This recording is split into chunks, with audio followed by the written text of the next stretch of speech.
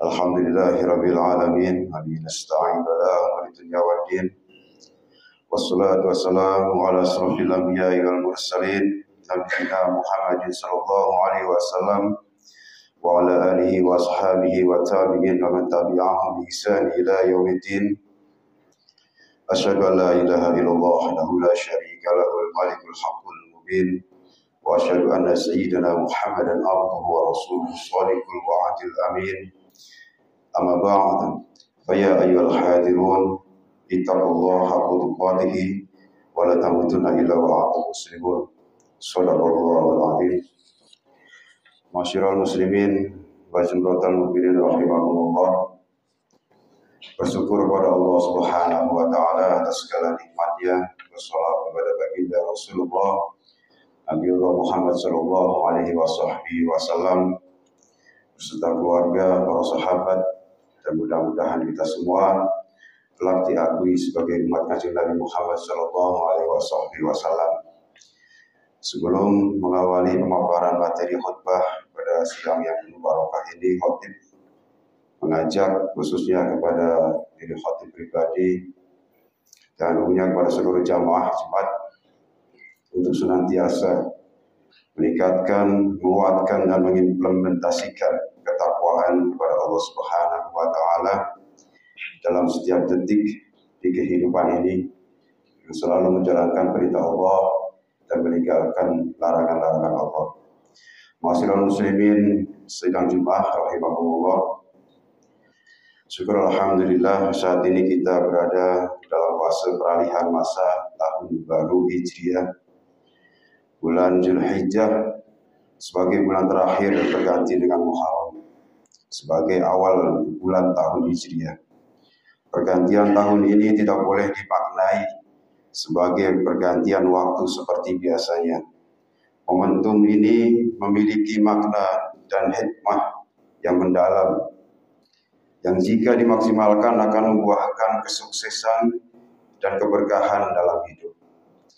Bergantinya tahun ini harus dijadikan sebagai waktu untuk melakukan muhasabah diri, evaluasi, introspeksi terhadap perjalanan hidup selama ini agar ke depan lebih baik lagi.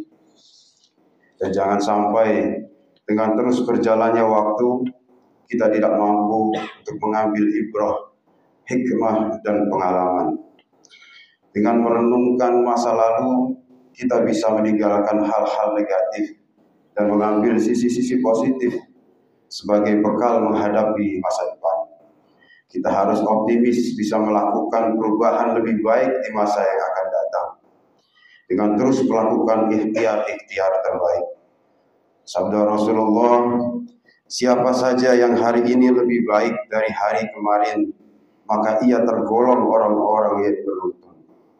Siapa saja yang hari ini sama dengan hari kemarin, maka ia tergolong orang yang rugi.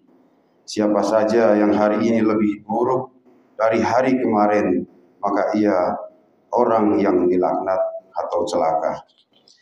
Dan juga Allah Subhanahu wa taala mengingatkan dalam Al-Qur'an surat Al-Hasr ayat 18, ya ayyuhalladzina amanu taqullaha wa la tanzur nafsam ma qaddamat liqad wa taqullaha innallaha khabirum bima ta'malun. Yang artinya, wahai orang-orang yang beriman, bertakwalah kepada Allah dan hendaklah setiap orang memperhatikan apa yang telah diperbuatnya untuk hari esok akhirat. Bertakwalah kepada Allah, sesungguhnya Allah Maha teliti terhadap apa yang kamu kerjakan. Ma'asyiral muslimin sidang Jumat rahimakumullah. Selain melakukan muhasabah terhadap apa yang telah dilakukan pada masa lalu, kita juga harus melakukan persiapan untuk menghadapi masa depan di tahun baru. Hal ini penting karena sebuah perjalanan pasti membutuhkan bekal yang cukup agar kita bisa sampai ke tujuan dengan baik. Dalam mengarungi kehidupan melalui ikhtiar ini, kita juga harus menyadari bahwa kita tidak tahu apa yang akan terjadi besok. Kita diperintahkan untuk melakukan ikhtiar, dan setelah itu kita diingatkan untuk bertawakal berserah diri kepada Allah.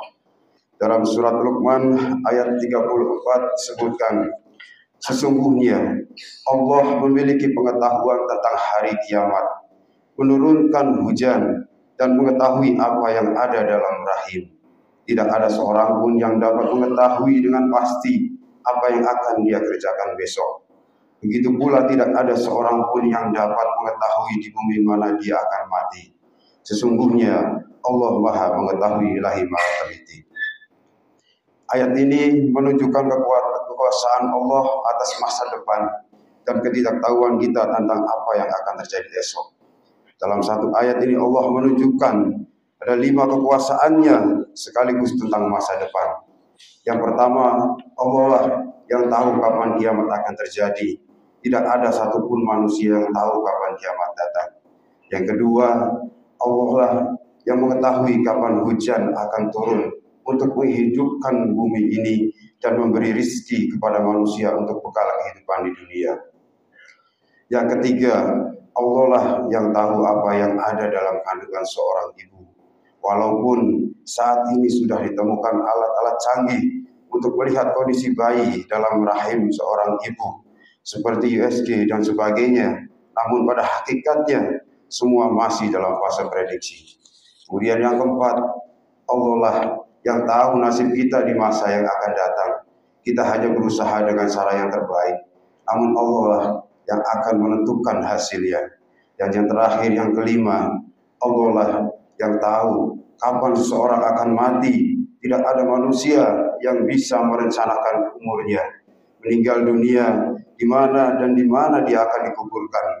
Namun kematian merupakan keniscayaan yang akan dihadapi oleh semua makhluk yang bernyawa. Walikulli ummati ajal, wa idza ja'a ajaluhum la yastakhiruna sa'atan wa la yastaqdimun. Setiap umat mempunyai ajal atau batas waktu. Jika ajalnya tiba, mereka tidak dapat meminta penundaan sesaat pun dan tidak dapat pula meminta percepatan. Ma'asyiral muslimin rahimakumullah. Untuk mengakhiri khutbah sifat muhasabah ini, mari kita renungi pesan Rasulullah SAW dalam sebuah hadis yang diriwayatkan oleh Imam Hakim. Gunakan 5 perkara sebelum datang 5 perkara. Masa mudamu sebelum masa tua, sehatmu sebelum sakitmu, kekayaanmu sebelum miskinmu, waktu luangmu sebelum kesibukanmu, dan kehidupanmu sebelum kematianmu. Mudah-mudahan bermanfaat untuk khususnya untuk khatib pribadi dan umumnya untuk jamaah sekalian. Barakallahu li wa lakum fil Qur'anil azim wa nafa'ani wa iyyakum bima fihi min ayati wa dzikril hakim wa taqabbalallahu minni wa minkum tilawatahu innahu was-sami'ul 'alim. Aqulu qouli hadza fastaghfirullahal azim li wa lakum wa lisairil muslimin wal muslimat wastaghfiruhu innahu huwal ghafurur rahim.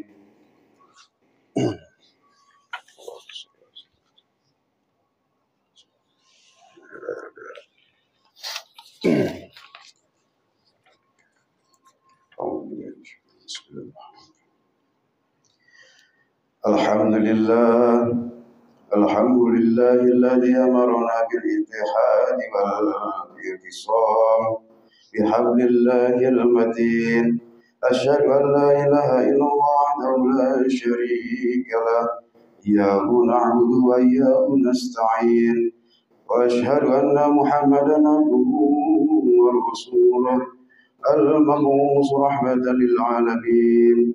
Allahumma salli ala sayyidina Muhammad wa ala alihi wa sahbihi ajma'in. Ittaqullah mastata'tum wa sari'u ila maghfirati rabbil alamin. Inna Allaha wa malaikatahu yusalluna 'alan nabi. Ya ayyuhalladzina amanu sallu 'alaihi wa sallimu taslima. Allahumma salli wa sallim ala sayyidina Muhammad wa ala alihi wa sahbihi wa sallam. Allahumma ighfir lil mu'minina wal mu'minat والمؤمنات والمسلمين والمسلمات الأحياء منهم والأموات إنك سميع قريب مجيب دعوات ويقضي الحاجات برحمتك يا أرحم الراحمين. اللهم صل على سيدنا محمد صلاة تبلغنا بها حج بيتك الحرام وزيارة قبر نبيك عليه الصلاة والسلام باللطف والعافية والسلامة وبلوغ المرام وعلى آله وصحبه وسلم. ربنا آتنا في الدنيا حسنة وفي الآخرة حسنة وقنا عذاب النار. عباد الله إن الله يأمر بالعدل والإحسان وإيتاء ذي القربى وينهى عن الفحشاء والمنكر والبغي يعظكم لعلكم تذكرون فاذكروا الله العظيم يذكركم ولذكر الله أكبر. أقيموا الصلاة